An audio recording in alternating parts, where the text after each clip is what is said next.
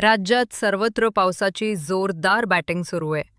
अशातच अहिल्यानगर येथील जामखेड तालुक्यात रात्रीपासून विजांच्या कडकडाटासह मुसळधार पाऊस पडत आहे. या पावसाचा फटका एका वृद्ध महिलेला बसला आहे.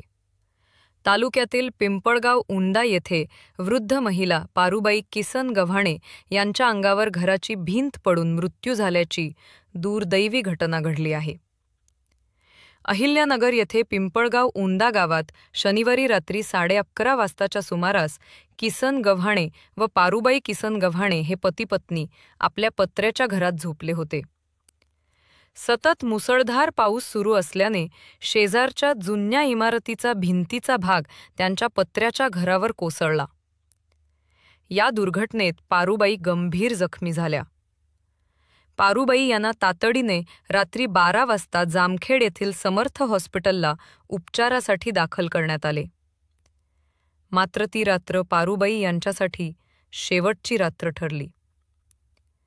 उपचारादरम्यान गंभीर जखमी झालेल्या पारुबाई यांना डॉक्टरांनी मृत घोषित केले.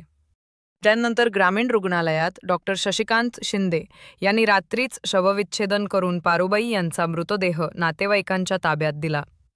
दरम्यान गणेश जगताप यांनी घटनेची माहिती जिल्हा प्रशासनाला दिली असून अतिवृष्टीमुळे नगर जिल्ह्यातील हा तिसरा बळी असल्याची धक्कादायक माहिती समोर आली आहे.